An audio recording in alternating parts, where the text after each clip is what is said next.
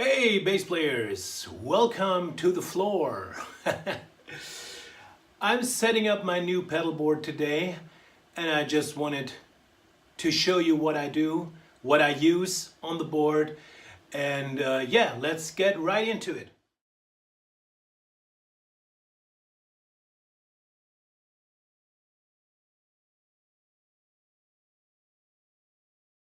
So I got an empty board. That's a good thing if you want to set up a board, right? So first I thought I need a little power, and for fixing all the stuff on the board I don't use Velcro. I use that tape they sell at Thomann, because that's the best tape I ever used for putting pedals on a board. The good thing about it, it really works. The bad thing about it is it's not the cheapest tape you can get. But hey, you don't do that twice a week, right? So you can use good stuff. So one here, one there.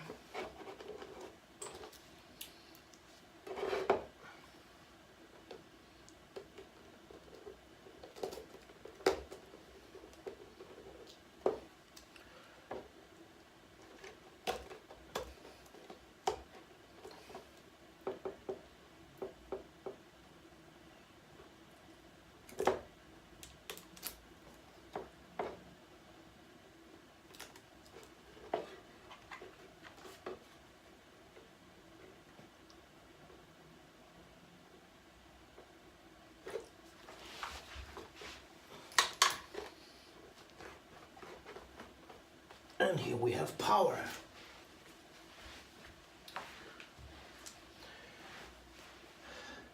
Actually, I need a few sockets here, power sockets, because I have a few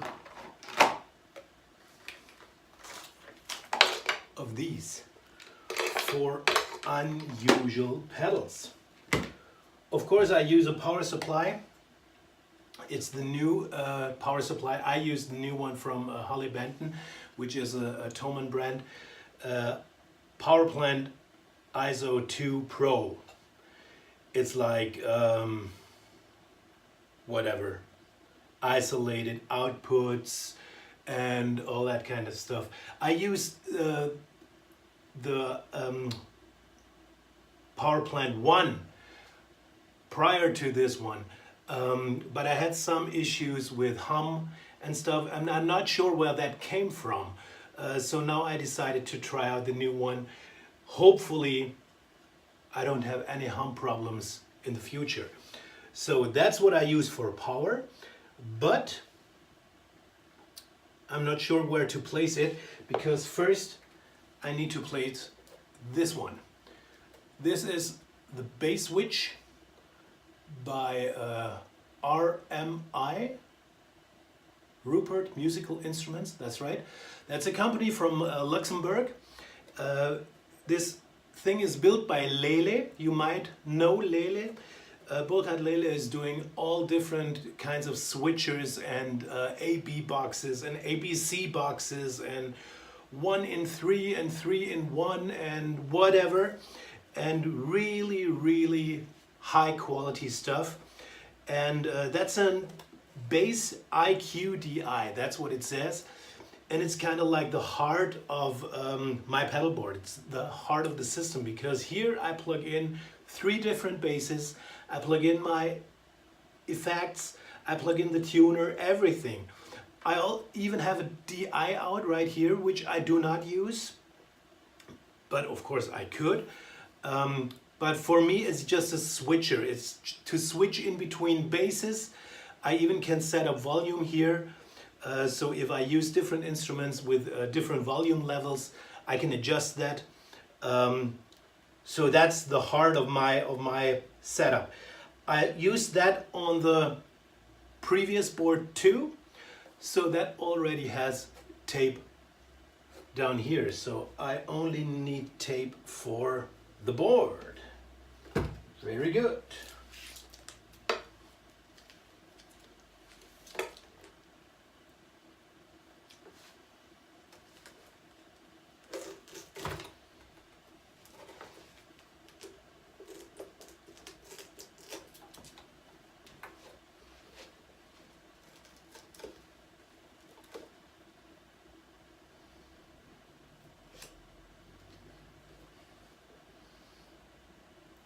Put that right down here in the corner. And I need the space here to plug in all the cables. So that's why I needed to position this one first, and now I know where to put the power supply. I put that right here, because I put the tuner on top of it. Okay? So, power supply, here we go.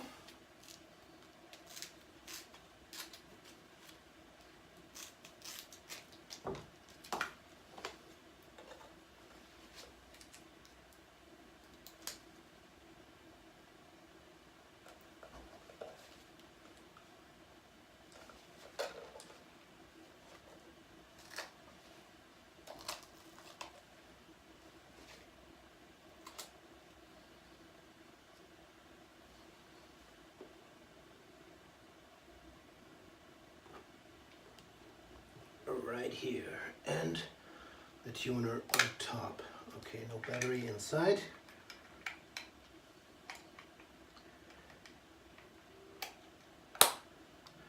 I used the Boss TU2 tuner, but now I switched to the Korg Pitch Black Custom just because of the visibility. The Boss is a very, very good tuner, but on open air stages, sometimes I had some issues seeing where I'm tuning to.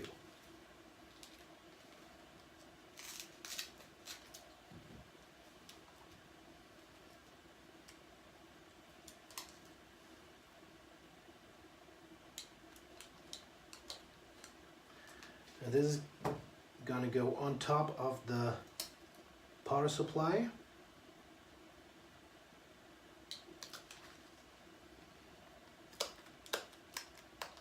That saves some space, and it doesn't hurt. So let's see if that works. Yes, it does. Very good. So next thing, I'm not a big effects guy.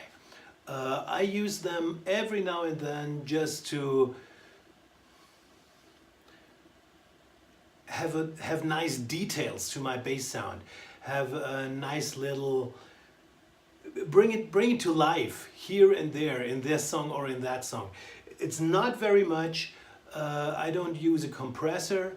I only use an octaver, I use a chorus, and I use a booster, and that's it. I use a preamp for the fretless bass, but effect-wise, that's it. Okay, next thing is the octaver. For wiring up all the effects and all the pedals here, I use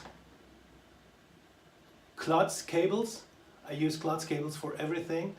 And these are the Joe Bonamassa signature patcher cables. So let's see what they can do. I need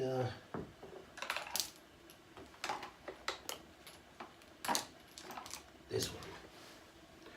So this goes here and this goes there. Then of course I need power for this one.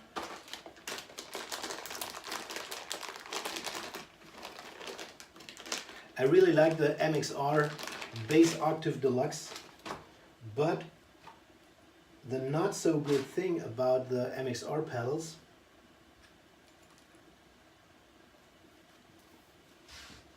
plugs are on the side, and that's why I need to take a measure first before I place it. So that's going to be good here.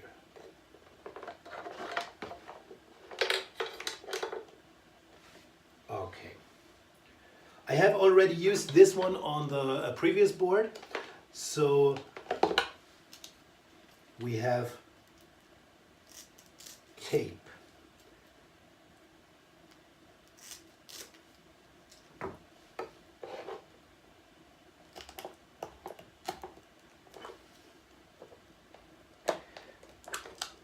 I really love the old Boss OC2 Octaver, and in my opinion the MXR sounds a lot like that one. I also like the Aguilar Optimizer pedal a lot, but for this board I decided to use the MXR.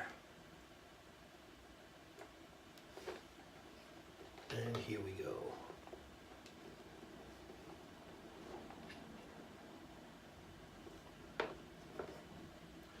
Later on I will save all the settings like I did here, just using tape to fix the controls. That's how I save analog. Okay, next thing is the chorus. Look what I got here. It's a very, very old TC chorus flanger pedal. Must be from the 90s, beginning of the 90s something. But I really like this one. And that's why it goes onto the board.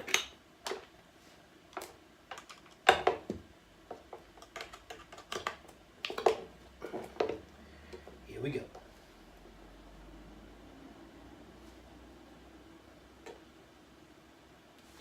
Hopefully this works with the tape, because this one has rubber down here, and yeah, I hope it works.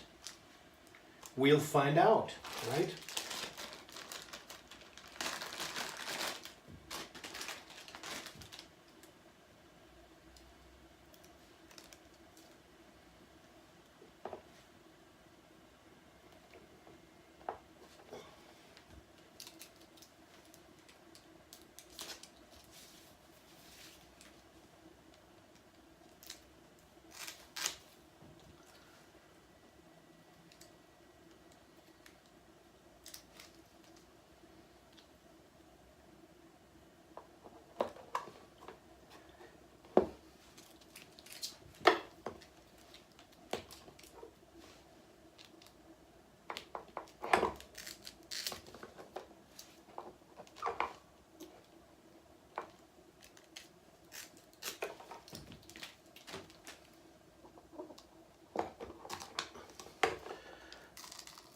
I don't know when I bought this pedal. Must have been early 90s or something. Must be 25 years at least, I'd say. But it still is my reference when it comes to chorus. I only use chorus, I don't use flanger or a pitch modulator on this one. I only use chorus, and I love to use chorus for the fretless, of course. So, unfortunately, this has an internal power supply, and that's of course why I need this many sockets right here. Okay, next thing. I have a Rodenberg Gas 728B bass drive. I think it's the same one that Victor Wooten and Marcus Miller use. I only use the boost section of this one, not the overdrive section. I do it every now and then when I play with other bands, but I do not usually use it in the band I'm playing in on a regular basis. So that's the only thing, the overdrive is the only thing on the board I do not regularly lose. Hopefully I don't lose it too.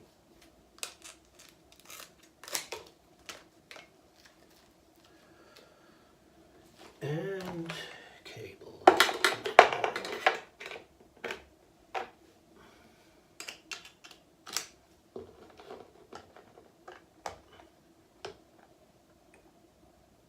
No, wait. This way. And we should use this one to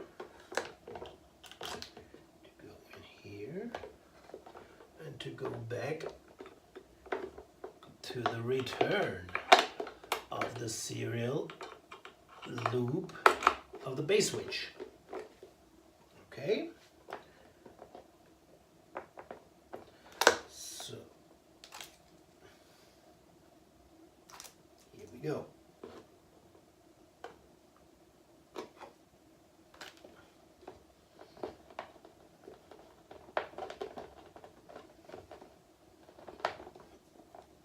And that's it. So last thing I need on my board is the preamp for the fretless. And for that reason I have the Goliath. Can you see it? No? Here you go.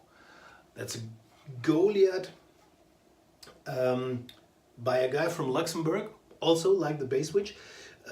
Not the same company, but a very, very good preamp DI box. It's called Tube Bass Emphasizer. So it's a tube preamp, and I really dig it for the fretless bass because it gives it brings it to life.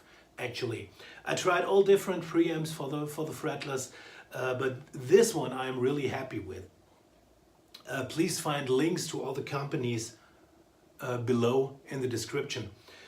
So I put this one on the on the pedal board too. I don't use the DI because I play 3 basses in one channel of the mixing console of my amplifier, and from the amplifier I use the DI to go to the mixing desk, to the front of house.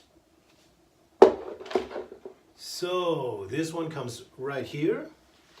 In between I have some space for additions I might add later on, like envelope filters or whatever.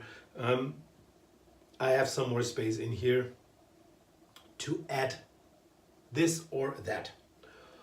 All right, before I fix that pedal, I need one cable, that's the output, to go to the return of, that's the third input for me, that's the third input on the Basswitch. Right, this one. And of course I need a cable for the instrument itself. For instrument cables I use the titanium, Klotz titanium cables. Really, really good instrument cables. I really love them. No problems with these cables. So that's what you want to have with instrument cables. And I used to mark all the cables I use because I use them for different instruments. And as my fretless bass is yellow, I use a yellow tape to mark the cable.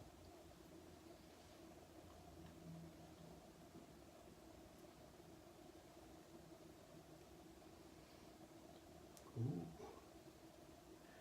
Oh, that's not a very good tape.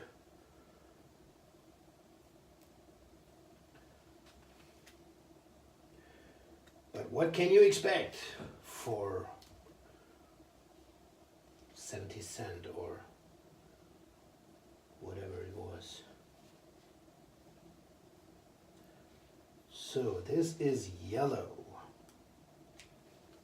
for the fretless.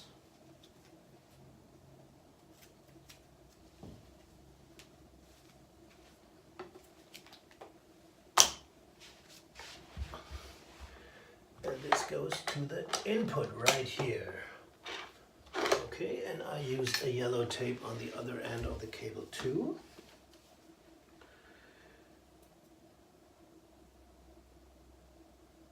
Because I do not want to search for the right cables when setting up for a gig. I don't have no nerve to do that.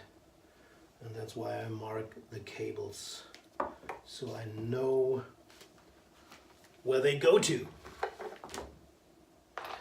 Okay, that's that. And then we have a power supply for the Goliath, because it takes 24 volts, and my power supply right here only goes up to, I think, 18, or is it 20? No, it's 18 volts.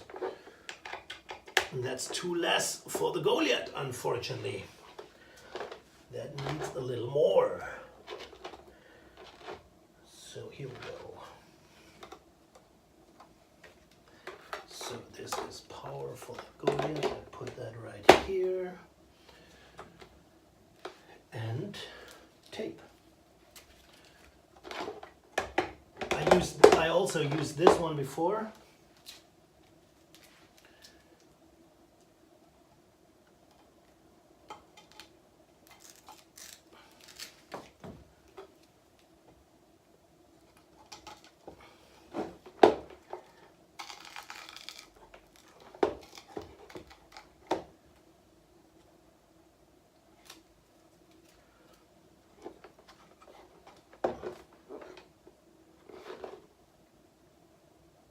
And here we are. So this is it. That's the new board. Okay, so now I wanna plug in the instrument cables. Usually when I'm on stage I use wireless. I use Sennheiser wireless, and these cables going to the Basswitch are coming right from the wireless receivers in the rack. And of course I need to know where to plug them in, and that's why I color code them. So I already did that with a yellow cable. I now need the red cable.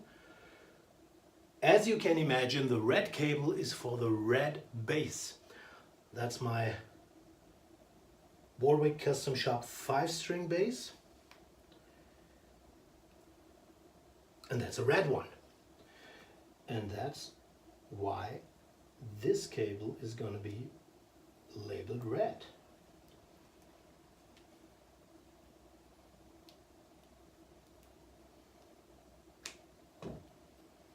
Here we go.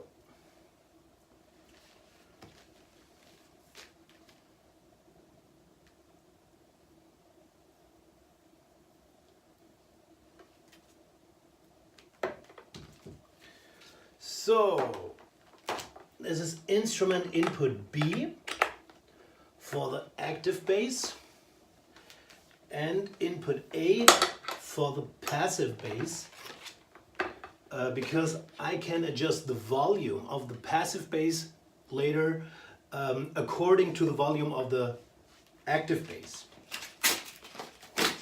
That's why I use input A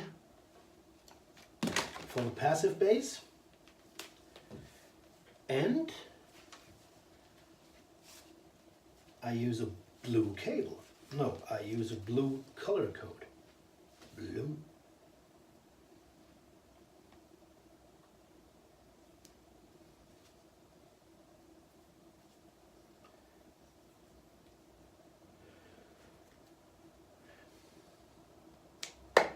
You might wonder why I use a blue color code. Yes, you are right, it's a blue bass. Exactly, it's my blue Warwick Star bass.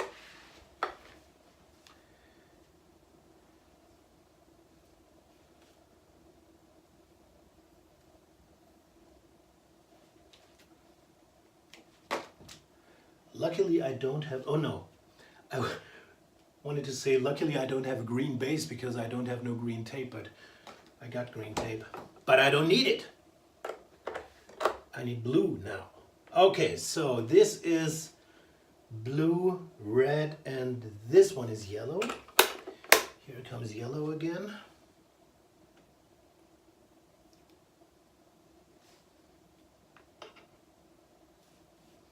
Thing is, when I'm on stage, I really don't have the nerve to figure out which cable is going where.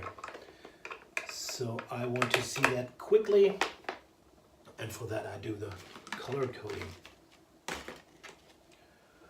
So then we have a tuner. I need one more cable for the tuner, which will be this one, or maybe this one. Let me check the length. No, it has to be a straight plug right here. No, but that's too long. Oh, here is a shorter one, okay. So this is tuner out, and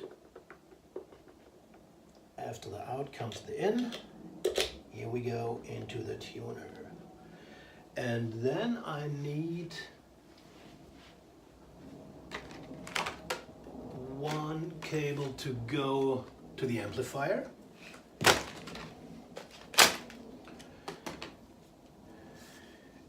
When all signal processing is done, like I said, I'm going wireless to my Sennheisers back in the rack. Then I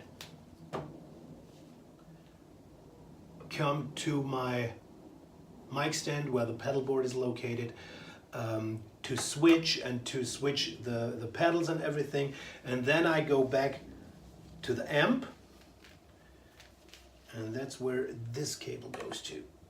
And this one, as you can see, is not labeled because it's not for an instrument, it's for the bass, amp, not for the bass, but for the amp.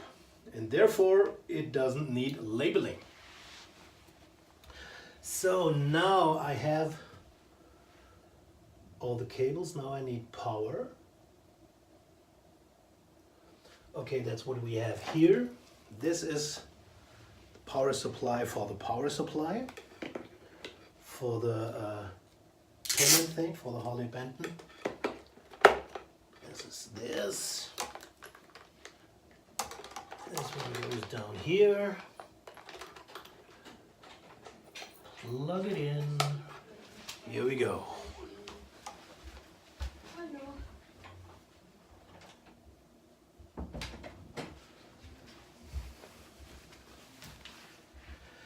And then we have another power supply, which is this one.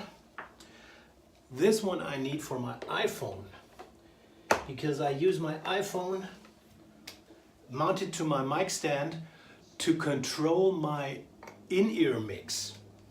And that's why I need a power supply for my iPhone. The good thing about that is my iPhone is completely charged as soon as I get in the car to drive home. That's the good thing. No, in fact, comes in very handy to control your in-ear mix on stage with your iPad or iPhone, whatever you have. You can easily mount it to your mic stand, and yeah, that's what I do. We use an Allen & Heath front of house mixing console, and we have Wi-Fi. The FO front of house guy has a Wi-Fi router, and that's what I use.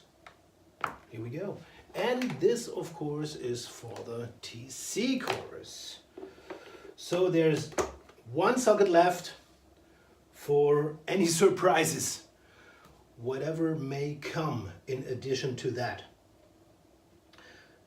So that's it. And now we need to wire up the power supply down here. First thing is the Basswitch. We can power that up with 20 volts. What do we have? We have 18. Okay, that's good enough. It takes in between 9 and 20 volts, so I now power it up with 20. I used it with 12 before that and it was fine, so it should be even better with 18. And here we go.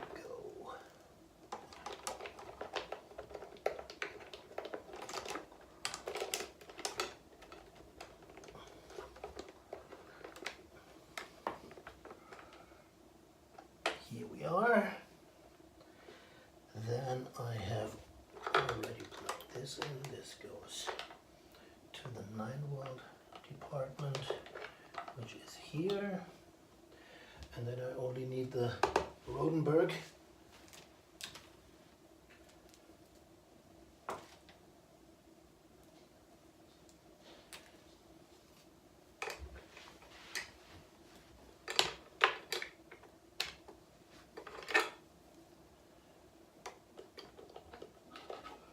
So, where it is? Here. Okay. So that's it. Power here, here, here, here. Let's see if everything's working.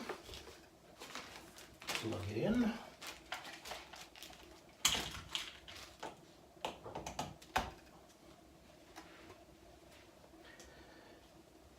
Yes, yes, yes, yes, yes, yes. Oh, ha! I knew I forgot something. If you want to be in tune, you need some power at the tuner. For the tuner. So where is it? Right.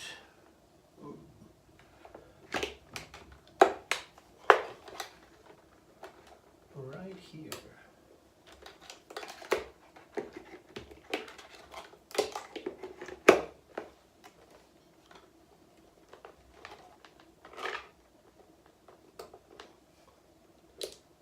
And here we go. Everything works. So what I do now is just to tighten up the board, fix the cables with cable ties, and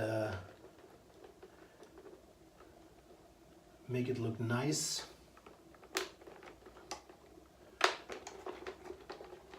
That's the last steps, what I do now, and then I'm done with a new board.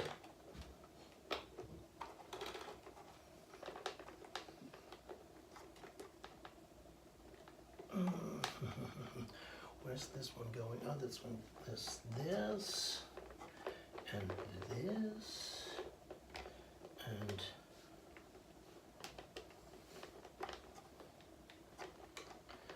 okay, I can put these together here.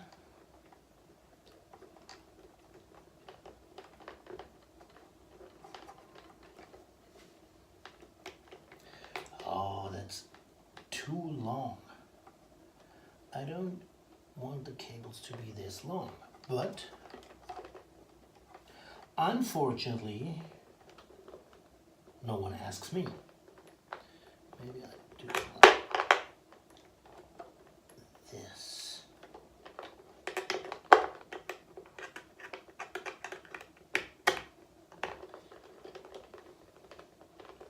So that's the one thing. Next cable here.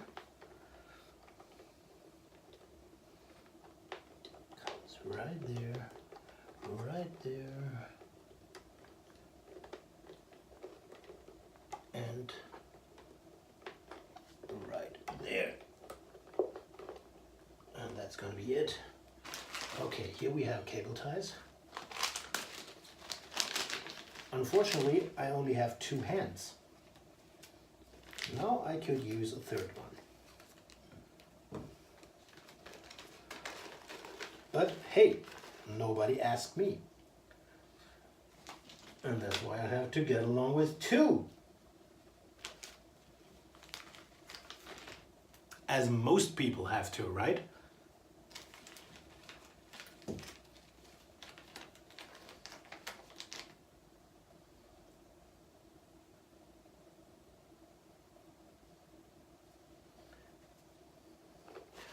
So this is, I'm not only tying the cables, I also fix them on the board.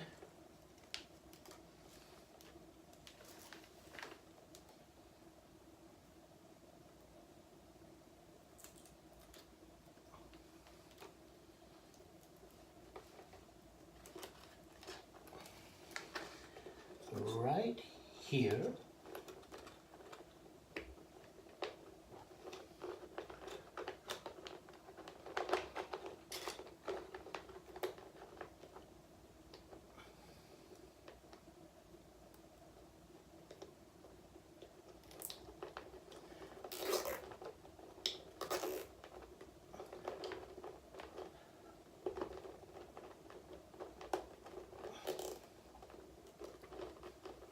So that's the first tie.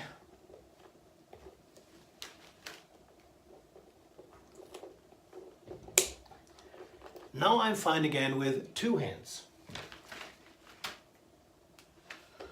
So next thing, all that cable stuff back there.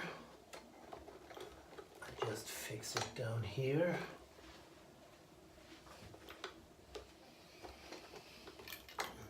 These 2 power supplies, and that's the TC power supply. Okay.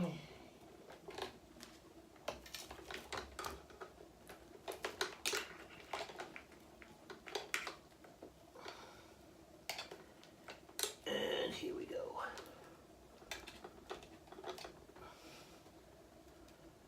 That's a cable collection.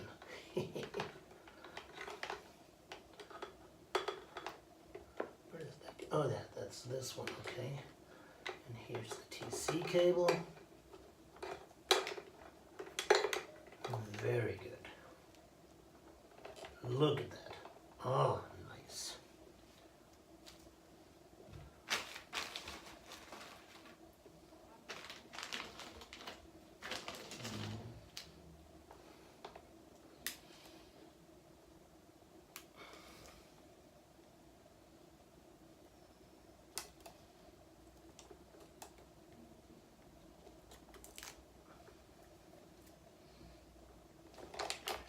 And this one goes down here.